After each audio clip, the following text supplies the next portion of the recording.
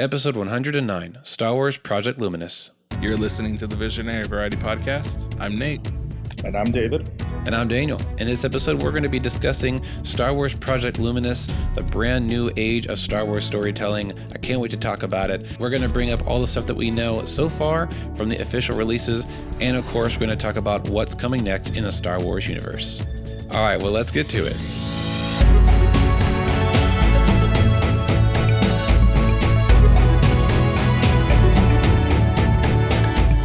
Welcome to the Visionary Variety Podcast, where we cover cool stuff like photo, video, film, books, and technology. So switch on your brain and enjoy the show.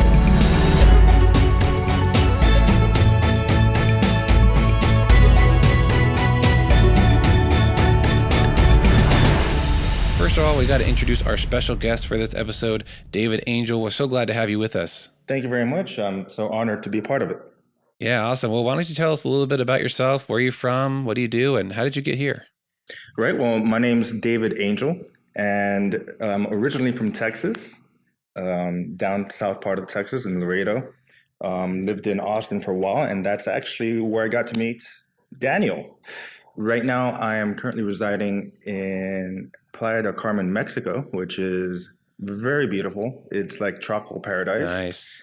And oh, jealous. Yes, it's amazing. And all my friends are jealous too. They're like, stop sending pictures. Stop posting stuff. I'm unfriending you. But what allows me to do this is my digital nomad job that I do.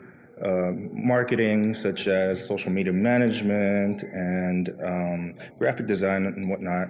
And well, that's how we met, basically. So I photographed a model that you were, you were helping her with her online portfolio, yes. Or what was I was helping her out. I was basically representing her, and she needed help on, connections and ideas, and well, I was there for her. Awesome. I liked how you said digital nomad.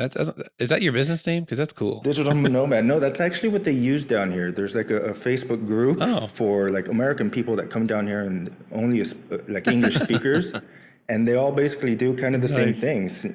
Some of them are like accountants or insurance agents, and all of them do it online. They live over here. Wow. Interesting. So they have this term called digital nomad. And yeah, I like it too. Living in paradise using Wi-Fi. Yes, exactly.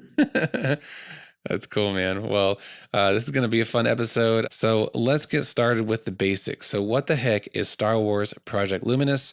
Well, it's basically the new age that Disney is going to be telling in the Star Wars galaxy. New stories, and it's going to be a multi-phase project, which is what excites me because there's room for growth. Yes. And, some people are like, we don't need this. This is not, we don't need any more stories like this. I'm like, shut up and just enjoy some more Star Wars. Exactly. Enjoy the Star Wars. It keeps going. Never-ending saga. Yeah. I'm glad that the Skywalker saga is done. It was great. It was fun. But we need something new. Is it really done? So recently there was a trailer that came out promoting this Project Luminous, basically just kind of cracking open the seal and just telling us, hey, here's what's happening next in the Star Wars world. There's going to be a new time era called the High Republic, which there's been so many funny memes, marijuana-related memes with that. Yeah, totally. Oh, it's great. They had it coming. You know what I noticed about this trailer? It's a composite of a whole bunch of different like things that are already out. Yeah. But there's no new footage. There's no new footage, but then the titles come out and the captions, and so it is kind of representing. It's cool. Yes, definitely cool. Yeah, they did a good job. But when you see trailer, you think, oh, there's a new movie, and like, oh, no, calm down. No movies yet. There might be, but we'll talk about that later. But basically, Project Luminous is going to be books. There's 5 books, or I don't know if they're all books. There might be a comic, there might be a kid's novel or a young adult novel. But they're all book-ish products coming out for this first phase of the project. Here's my hope. I hope that Project Luminous, or High Republic, if you want to call it that, I hope that it does really good. Yeah. I hope that it's received well, and I hope that it fills this gap that we don't really have anything new. There's nothing new. We got the Obi-Wan TV show coming up, which is exciting. Oh yeah, that's going to be awesome. We've got Mandalorian season 2. David, have you seen The Mandalorian? Oh yeah, it was amazing. And then we've got the prequel TV show to Rogue One that's coming. Not a lot of talk about that yet, but it's in the works. That's new to me. Yeah, it's based around the main the secondary character in Rogue One. It was kind of spoken about, and then it stopped. Yeah, it's weird. There's not a lot going on with that recently. Hush. I kind of don't like a show when I know the end result is the character dying. I don't know. Hard for me to fully enjoy it. But anyway, so there's not like nothing coming out in the Star Wars world, but this kind of stands apart from because those are all TV shows. And now we've got, 5 books and or a comic. And I'm excited about it. So basically, this idea is not completely new. They did this back in the 90s with something called Shadows of the Empire. I said, oh, right. Yeah, I remember that. Yeah, and it was successful, and it did a good job because it filled in the gap after the movies were being done. The original trilogy were done. They made a whole series of books using different authors. I think there was a video game and possibly some comics that just all kind of took place in this same era of time, but through different media. And I like that. It's kind of a barrage. Like, hey, are you a gamer? Well, then you can do this. Are you a comic book junkie? You can read these. If you like books, read these, Yeah. It's not just one front, like it's a multi, faceted kind of media release. So I like that. I remember the video games for Shadows of the Empire on N64. Yeah, and like I said, I hope this does good so that it can get to more platforms other than just books and comics. I hope that there's a video game that comes out of this. I hope that there's a movie ultimately. I'd love to see a really epic trilogy movie. Yeah.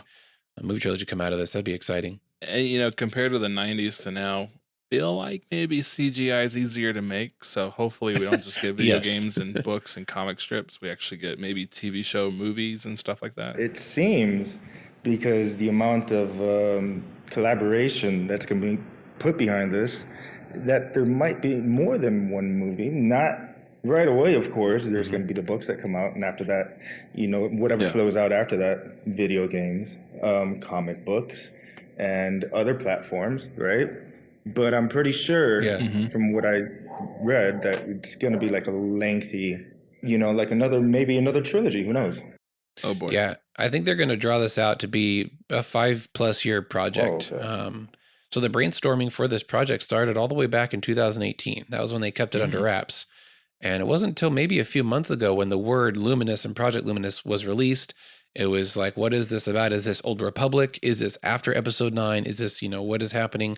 And then the trailer finally came out and officially said, this is 200 years before Star Wars Episode 1, Phantom Menace. So that's the time era that this is all happening. It's called the High Republic. It has not really been touched on in canon. I think there's a few, events you can find on Wikipedia that happen in this time era, but they're not like major things. They're very obscure, small things. From what I saw. So this is, for the most part, an untouched era of Star Wars history in canon.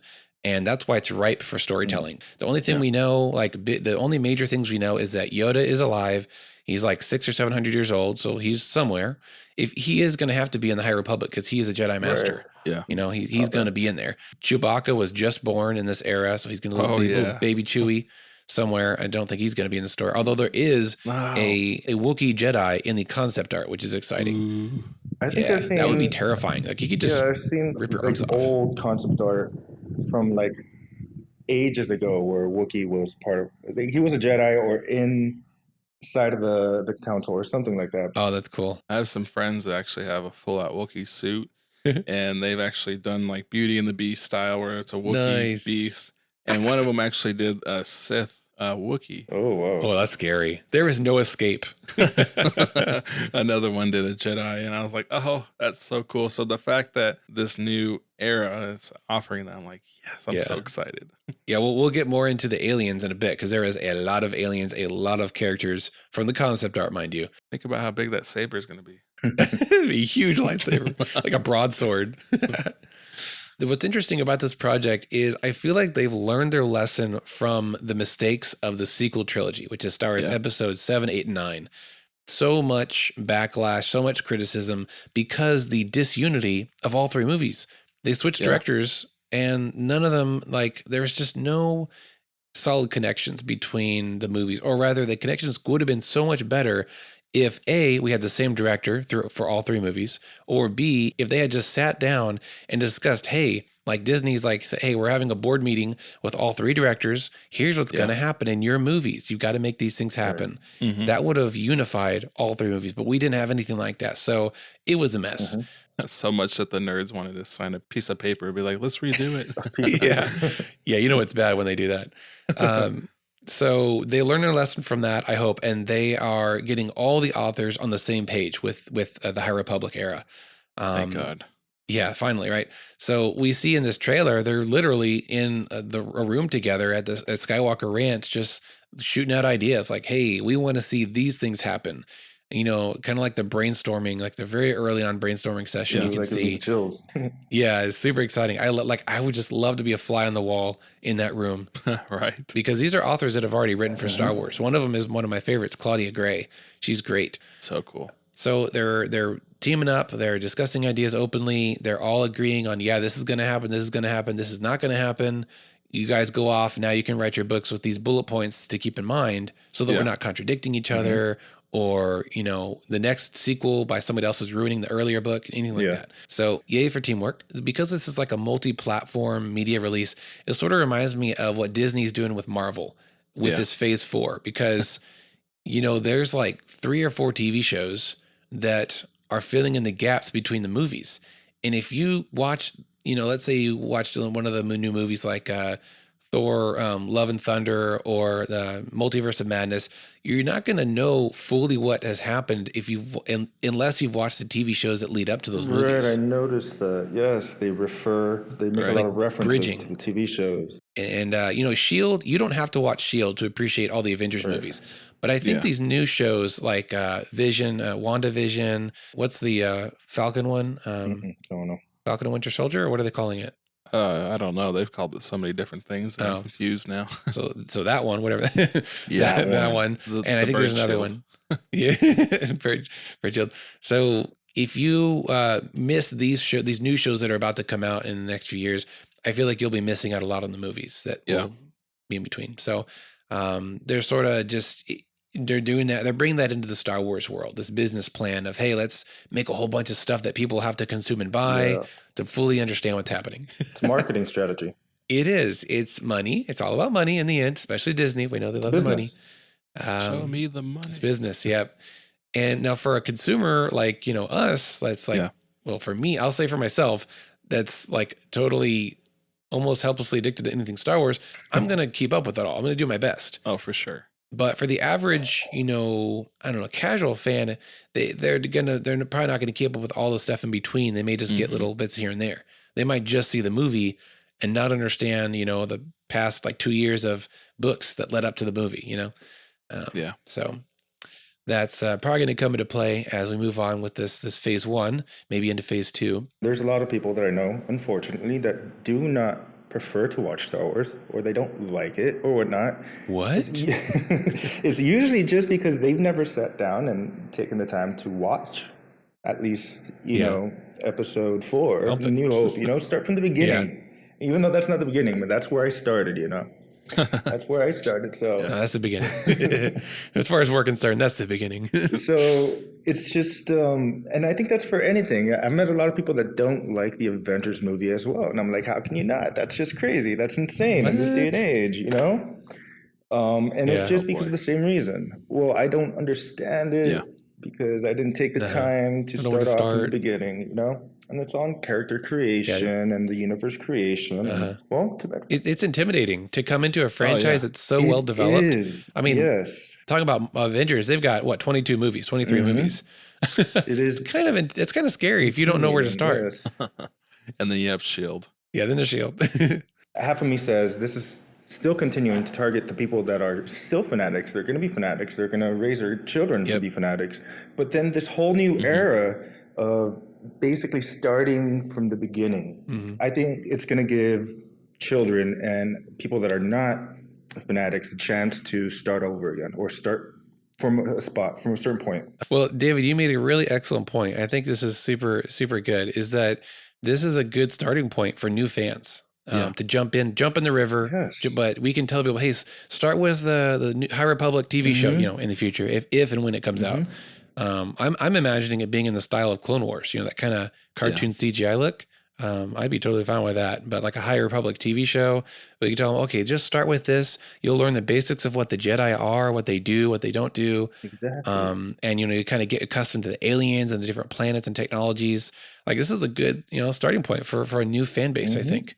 They're making sure they're guaranteeing money for their future. So then they gave our parents or whoever the first saga. Now we're getting the new era. And then if they keep going backwards, they're just guaranteeing money for years and years to come. We have the technology now. We didn't then. Now we could build it. It's been 90 years. Faster, better. Okay, $6 million man. We have the technology. Oh yeah. What's that sound effect? The cable. That was so totally subconscious came into my mind. I was watching one of my kids' shows, and it was like PJ Masks. It was like some silly animated kid show. Yeah. And one of the characters jumps through the air, and it goes slow mo, and you hear that cable sound. I was like, dude, kids don't even know. Yeah, I remember the original. Funny that you say that. In a lot of movies and TV shows, and even video games, I hear the same scream of. The Wilhelm scream. Oh no, there's this scream when I forgot who falls into. What's it called? Oh, geez, brain fart. The pit on Jedi.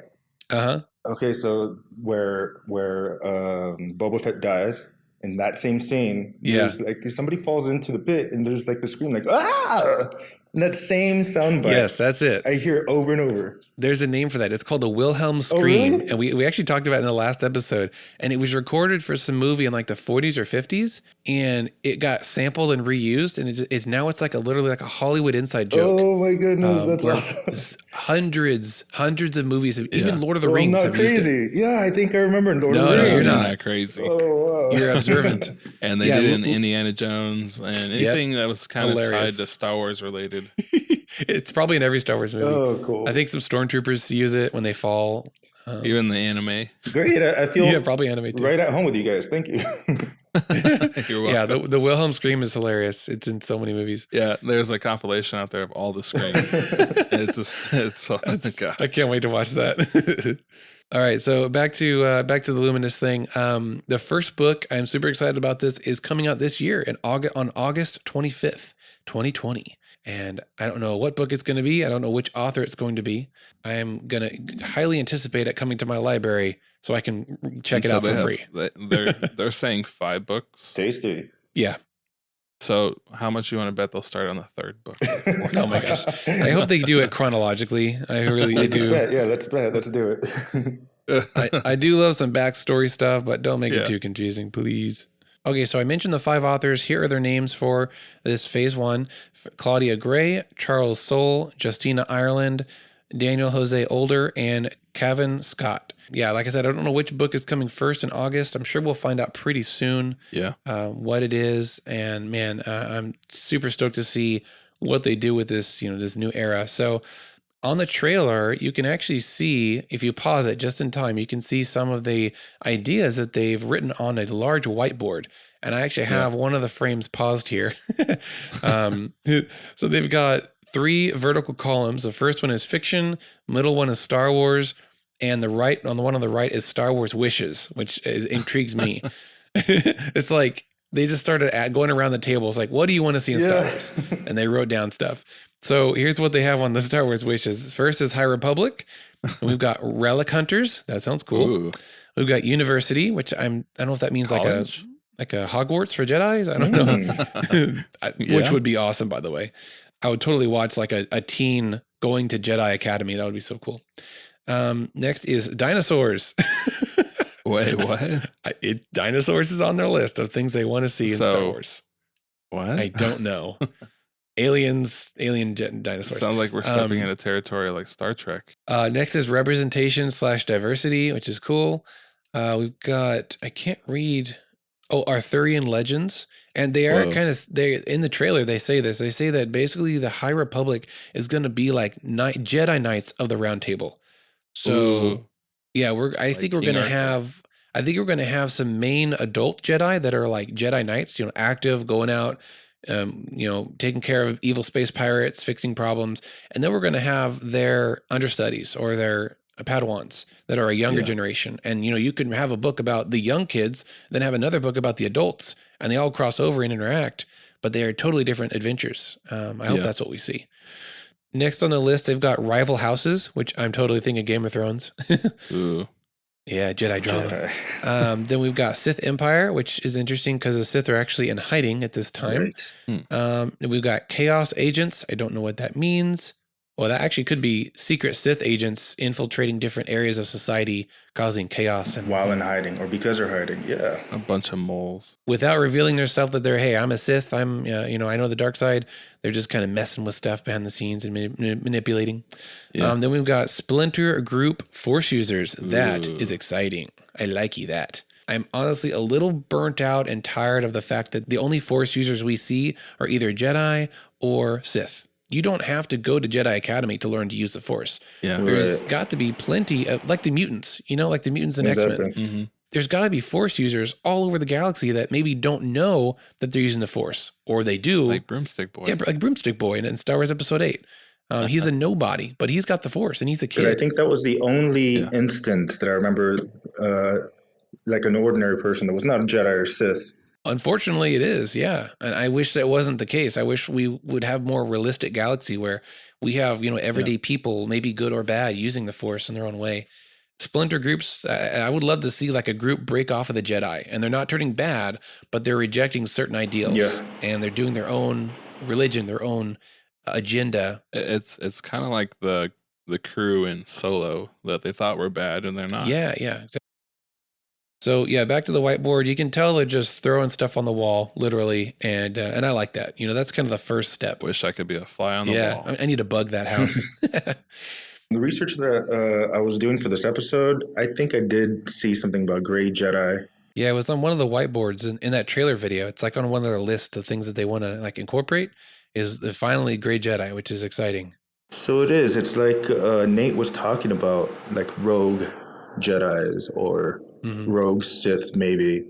Yeah, that would be exciting to see some Jedi kind of push back and say, you know what, I'm not all for these rules. Let's find a better way to get justice.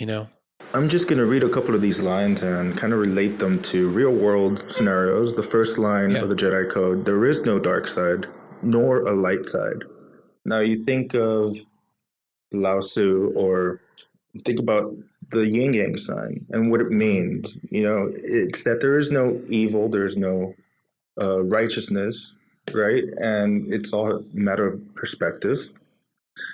Of course, each can take their own idea from that, but to me, it's kind of what it means. And a Jedi realizing this would definitely, like Anakin, maybe.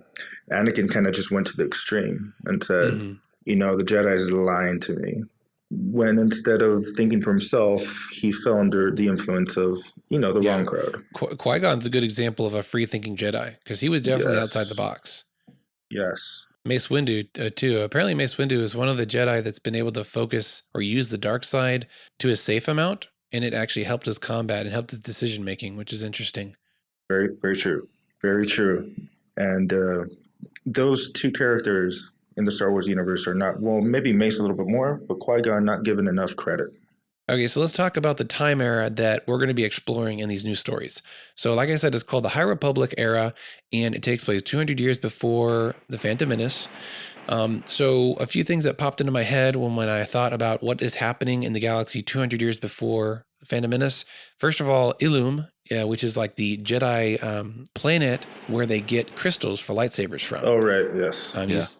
You see it in the Clone Wars as kind of part of the training as a Padawan. They go to this planet, they find, or the crystal finds them, and whatever happens, there happens. So it's really important to the Jedi. So it was recently released officially that from Fallen Order that the planet that was Ilum was turned into Starkiller Base in Star Wars Episode 7 by Kylo Ren. And what happened to that planet? It went kaboom. So Ilum is destroyed, which is super sad. That's like the heart of the part of the Jedi religion is the crystals, and it's like a force sensitive. It's like a force heavy planet, so it's gone. But in High Republic, it's still there. So yay, that's cool. Hopefully, we'll see some interaction there. Another thing is, like I said earlier, the Sith is in hiding. So the Sith were supposedly defeated like back in the Old Republic era, I think, and that's when they went into hiding, and they dropped their numbers dropped significantly to what we call the rule of two, where there's one Sith master and then there's an apprentice, and eventually that apprentice grows so strong that they can overtake and kill their master. And then what happens? They eventually get their own apprentice. Right. Which I'm thinking, why would you in your right mind want to be that? Like, you're going to get killed.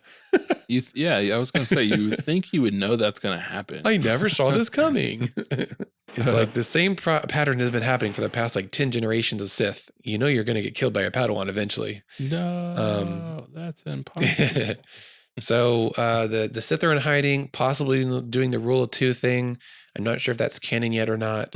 And then I did find on Wikipedia that at this time, the Jedi have apparently sensed that the Force is in flux. What that means, I don't really know, but in the flux, it's in flux, like it's moving, it's changing, and that it also said that they think the Jedi believe that the dark side is being more powerful, which makes sense. If the Sith are in hiding and planning something big, then maybe something's going on funky with the Force. I don't know. And like I said, Chewbacca is born in the year 200 BBY, which is before the Battle of Yavin. That's in this time. And that's about it that I could find as to what's happening. It's a big sandbox. So that's going to be a baby Wookiee then. We have the baby Yoda now, and we're going to have a babe Wook. There is a young Padawan Wookiee in Clone Wars that people forget about a lot. I think it's earlier on in the show. But other than him, I don't know of any other canon Force-using Wookiees or Jedi Wookiees. I think they may be it. The fact that there's one in this new era of time is exciting because we're getting some more representation for the Wookiee kind. We're getting woke. Wookiee woke. Wookiee woke. Wookiee woke. Hashtag right there. In the trailer, it does reveal there is a new villain, or rather a people group that are the villains called the Nile. Ooh. And they are space pirates with really cool masks. No. I'm excited. Yeah, Nile.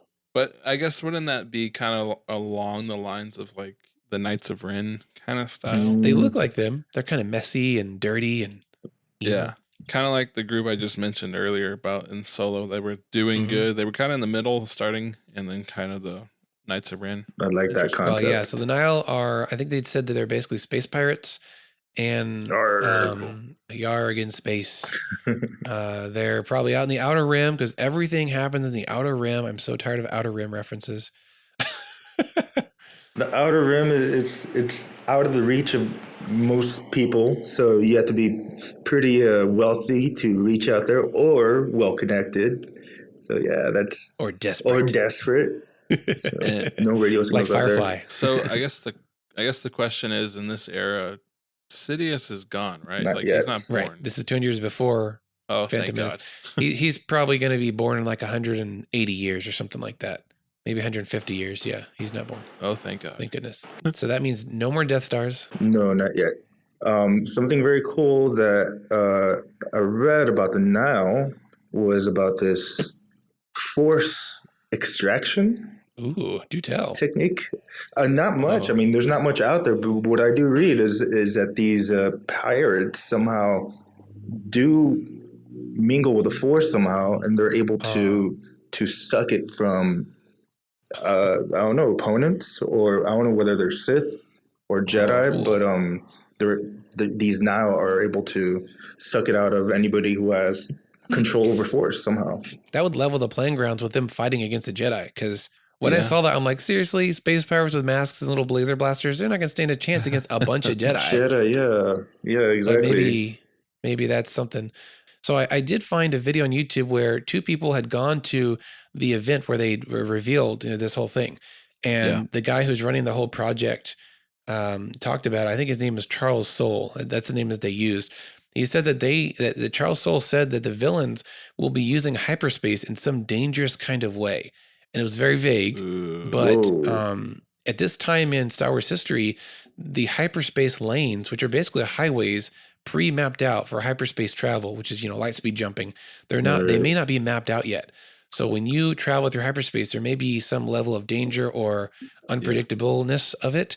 And I guess the best representation of what you're talking about is when they in The Mandalorian, when they did the map of space jump. Well, that's different. That's hyperspace like multi-jumping, I think, where he jumped one place and jumped somewhere else. Okay. But he also said that the gas masks that they wear, those like steampunky masks that they got on, are actually like important. Like that means something to them. They've got some kind of function. Yeah. So I mean, if you're jumping through space and messing with your body, maybe they're not like all there, or they're using dark side. I don't know. We'll see. Wow. This kind of reminds me of an episode of Cowboy Bebop where they're just barely building hyperspace, kind of like tunnels and whatnot. Cool. And there was an episode where, you could accidentally fall out of these highways or tunnels, and it's catastrophic. So I could just imagine. All right, so let's talk about the concept art. Now, Phil Noto was a name that couple dropped in that video, and I believe he's one of the concept artists that is being used. And you can see a lot of concept art now from the video and a few other sources that have come out. So I want to talk about that real quick. So we've got, what is this? 9 apparently Jedi in the shot. They're all got their cool saber. Well, all but one of them seriously has their sabers upwards. So from left to right, we've got what looks to be a non-human with a double saber, and the two blades are parallel to each other, like a tuning fork. That's definitely new. That's new, very new, and I don't know why, but it sure looks awesome. And her saber is white. And her eyes look like they glow. Yeah, she doesn't look human to me. Next over is possibly human with a really dark tan and some blue hair. Could be an alien. She's got a pink saber with kind of a Sithy hilt, but looks like she's on top of or next to a Lothwolf, which is a force-sensitive animal that was revealed in, I think, Clone Wars or Rebels. So that's exciting. Oh, cool. Oh, yeah. I see that now. So that's cool. We'll get some Lothwolf action in there. Next over is a human levitating a saber hilt. So he's just too cool. He doesn't want to turn his saber on right now. Oh, he's just letting it float. He just looks like the guy you don't want to mess with. The hardened warrior. He doesn't have to show you his saber. He's seen things. So he's the only like pure looking human right here. That's obviously human. Got a cool, very different uniform. These are not. Some of these look traditional Jedi, but some of them are just kind of different variations of it, which I'm glad to see some new costume designs. Very rogue. Next to the right is a Twi'lek with what looks like a 2 Leku. He's got a tall. He's a male Twi'lek, so his head's kind of a cone shaped. He's got like an orangey saber with a rapier hilt guard on top of his hilt. So it's like a hand guard, which is we've never seen that before on a saber. Yeah. And in the middle, we've got a human. I take it back. 2 humans. She's got a blue saber. It's kind of a basic human there. Nothing crazy. I think that's an elf. Yeah, she's got an elvish or an elven haircut. Hey, I'm down for that. And then we got an airbender. Yeah, we got Ong over here. No, I looked it up. So she looks a lot like Ventress, which is a Sith assassin. I said, oh, yeah, yes, that looks familiar. It does. Yeah, the white skin, the bald. So she looks like Ventress to me. So I looked her up, and she's Dathomirian. So if this character is the same as that, then that's a Dathomirian Jedi, which is interesting. Yeah. And then next over is a Zabrak or a Dathomirian that's basically the same race as Darth Maul. And he's got kind of a scowl. He looks like scary. And you're talking about the double, right? Yeah, so he's holding a blue saber, but behind him, just over his shoulder, is another Dathomirian that looks just the same as him. Looks more mad. Even madder. Do you think he's doing a force double like Luke did, or what do you guys think about that? Oh, shoot. Maybe just a twin? It could be a brand new force power that we don't know of. Yeah. Could be. He's pulling a Loki. Cloning himself. Okay, one more character to the right is a lizard dude. He's a Trandoshan apparently, and he's got a strange saber. It looks like it's like a bent hilt. It's kind of a weird angle. Looks like a gun. Yeah, it's like a gun saber angled thing. Oh yeah, I see it now. Yeah, kind of purpley white, which makes you wonder his fighting style is more like karate style. That'd be cool. And then the furthest person on the right is very mysterious. The ninja. Covered up, white eyes, a hood, and she's got a dark saber. Hey, super cool. Dark Ninja. black saber. I've never seen that before. The dark saber that we see in Clone Wars has not been made yet. So this is, I guess it just has to be some other dark saber made in the past. With maybe a black crystal. I don't know how that works. Yeah. Now and I forgot to mention the bald, fair-skinned Jedi near the middle has a double saber, which is cool because I don't think we've ever seen a canon Jedi use a double-sided lightsaber. Lots of diversity finally. It's about time, right? We have a double-sided and we have a dual. Yeah. That is diversity. Mm-hmm. And I've always thought this, like, there's so many aliens in the Star Wars universe, which is great, but they would each have such different history with sword fighting or martial arts or even how they hold things. You know, their hands might be different. So we should see more saber variations or even styles, a variation of fighting styles among alien Jedi, but they're all pretty basic. I'm hoping he has some like boomerang or ninja star. That'd be awesome. Or mace.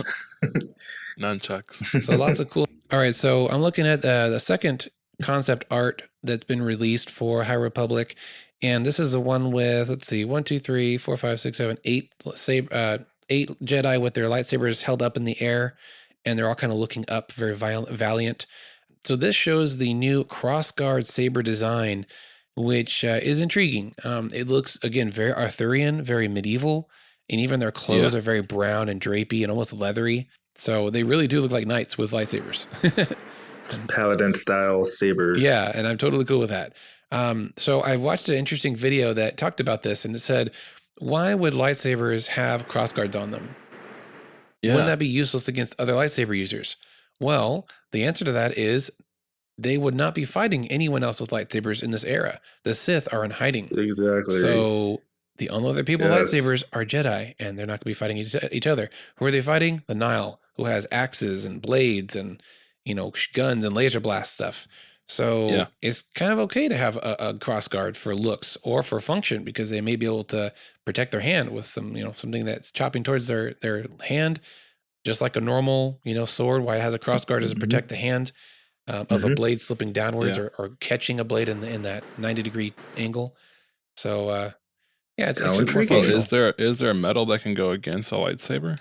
There is, but what my thought was when I first saw this, because I didn't think that deeply about it, I was thinking, well, they could just put, you know, saber-proof metal on the crossguard and they'll be fine. Because then you could go up against another saber user and like clash blades, and you could catch their blade in that nook right there in the corner, and then, you know, use it against them. But in Legends, which is non-canon, there are some metals. There's like 3 or 4 metals that are resistant against lightsaber blades.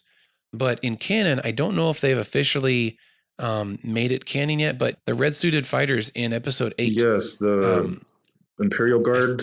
I feel like their armor was almost like safe against the sabers. Maybe not entirely, but a little bit.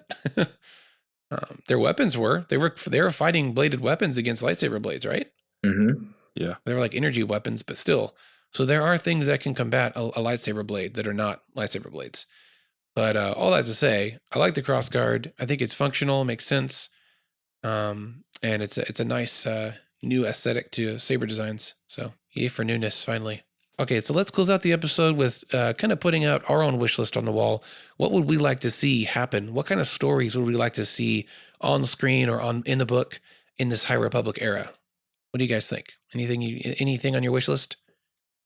On my wish list, I mean, we spoke about it earlier, and it sounds awesome.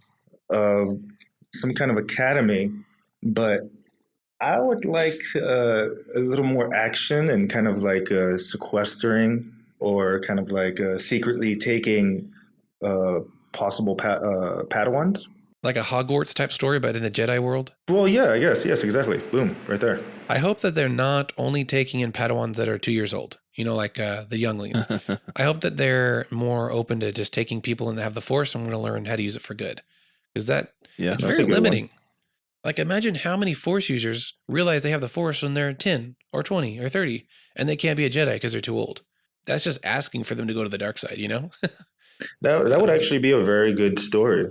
Well, we know that they're going to be talking about comic strips, books, all that fun stuff. But if they were to take it to film, kind of like the Rogue One feel, where it wasn't heavily Jedi, but it was at the same time. I know Darth Vader's coming. I know Sidious is coming. Since we're 200 years, say so, behind all that, I kind of want to see more, not Mandalorian style, but more mission style. Like Jedi going on a mission. Pretty much. Kind of like seeing them in their prime, where they're not all scattered and hiding almost. I think that's actually a big part of what the High Republic is going to be about, is when the Jedi were actually rocking and rolling. You know, they weren't wiped out where there's like just a few left, or they're not so caught up in politics like in episode 1, 2, and 3 in Clone Wars, when they can't even they almost can't do anything because there's so much legislation and politics stuff. But these are they're a strong force. They're hopefully more independent from the political scene, which means they can do what they need. I hope that we see that. Well, hopefully they're just not trigger happy. I mean, I want some structure, but at the same time, not so much where they have to stay in a room and just debate what they're going to do. Yeah. I want more of that free. I want it to be what the fans want. They want to see Jedi. They want answers. We want to see people like Yoda in his prime if they show him. I'm not saying we're going to see him, but what was Yoda like growing up? What's a Wookiee like with a saber?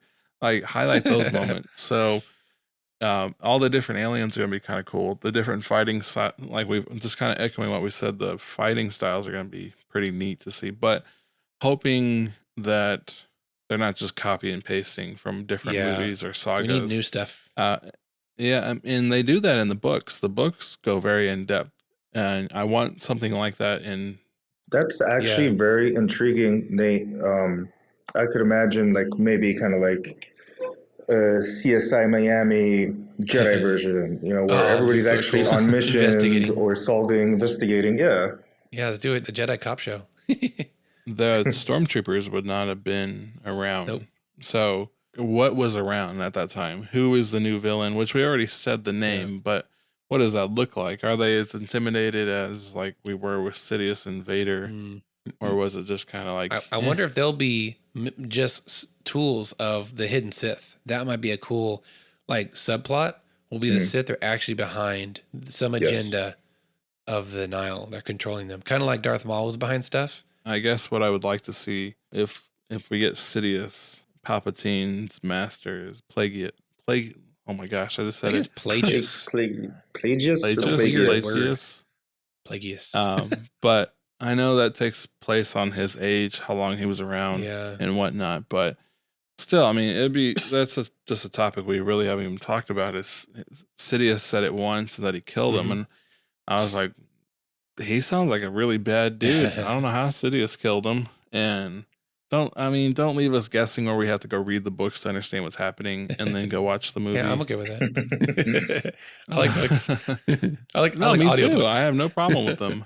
I guess visually. I mean, storytelling, it's going to be awesome, but visually pleasing at the same time. Well, as for myself, I kind of voiced some ideas I had earlier about what I'd like to see, but I mean, there's a lot. I could write a list. I haven't really sat down and thought about it. But if the Jedi are fulfilling their role as the knights and the protectors and the police force of the galaxy, which it seems like they are, there's a lot of stories that could happen. There could be patrolling Jedi, find something, find a stranded ship, find some hidden plot that they stumbled upon. We could have investigator stuff. We could have them looking into, civil unrest or crimes or possible dark side users that they've detected. There could be the training, the master and the trainer kind of story, where the adult Jedi are the active knights. They're going out on missions, coming back, and they've got a Padawan back home that's kind of learning to find their way, their identity at the Jedi Academy. I mean, dude, I'd be up for like a 10-book series about a Jedi Academy story. That would be awesome. 10-book series following like 5 or 6 young Jedi, and they kind of grew up with throughout the books they grew up into like 10 plus years of aging. That'd be cool. That would be awesome. Yes. There's so many characters in these concept art. I'm hopeful that there'll be such a large number of characters that they'll all get developed well, and that we can kind of pick like which one is, our character, like which one is our favorite one. Yeah. And we can follow them in any book or any character. We can kind of follow their development. Yeah. Sort of like we do with X-Men. People have their favorite X-Men and they know their story. They know their backstory. I hope that we can do that with these new characters because that'd be fun. I'm just excited that we got another era. Yeah. I'm just excited that we get new content. That's none of this 30-year-old stuff or current stuff. It's brand new, like what Marvel's doing, a new phase that we're all anticipating. A new phase. I've been complaining about Star Wars being kind of stuck in the recycling, bin for a long time. There's not a lot of new story in some sense coming out, and we're finally getting something fresh. There's still room for error. Yeah. That's actually a very, very novel idea of kind of like relating it to the X-Men, where you have over 100 different characters and each one of them is unique and you could relate to one of them, right? What I would like to see in that type of scenario are new force powers that we've never seen before. That's on the list. That's on the list in the video on the whiteboard. I think there was new force techniques written down. Ooh, yeah, that's nice. So you're in luck. Your wishes shall be granted somehow. Yes. Force poop is coming. So, David, a little backstory there, and listeners who don't know what we just said. Force poop is an inside joke we've had since the very first recording of the podcast. We were talking about what would be the ultimate way to take down your opponent during battle, and the answer was naturally force poop them. Yeah, Nate. They were like, Nate, and I was like, force poop. And for like 10 minutes we laughed and couldn't record. And then we realized you were right. If you make someone poop themselves in battle, they're done for. Well, now I'm just picturing like a whole bunch of different force poop techniques. I really don't want to know which one. Which one is the right one? That's why they wear brown. That's why they wear brown. Wow. Well, on that note, that's a Wikipedia. Oh, man. Well, on that note, I think that's the end of this episode before we go any more into the gutter. Yeah. Well, David, thank you so much for joining us live from Mexico. You're awesome, and it was great having you on. It was awesome speaking to you guys. Like I said somewhere through the episode, that I feel kind of at home with y'all. I'm no longer the weird one in my friend group. You got to find some more nerds down there, though. You got to find some nerd friends. There's got to be some around here. So I appreciate guys. I really do. Nate and Daniel, thanks for having me. Yeah, man. It's been a pleasure. Oh, yeah. You too, Nate. You're here. Thanks. Oh, yeah. You're always here. What's going on? And I'm Nate. Bye-bye. To all the listeners out there, this is a very speculative, heavy episode. We realize that. And we would love to hear your speculations. What's on your wish list to see in a Star Wars book, comic book, animated series, movie, game, whatever? Let us know. Write us on any of our social media platforms, or you can email us at tvvpodcast@gmail.com. Well, thanks for listening, and we'll be with you next week.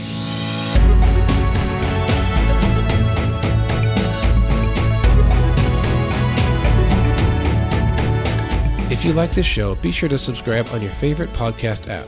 You can also find our previous episodes there and listen whenever you want. We love to hear from our listeners, so if you have any comments or suggestions for future episodes, you can reach us at tvvpodcast@gmail.com. Thanks for listening and have a great week.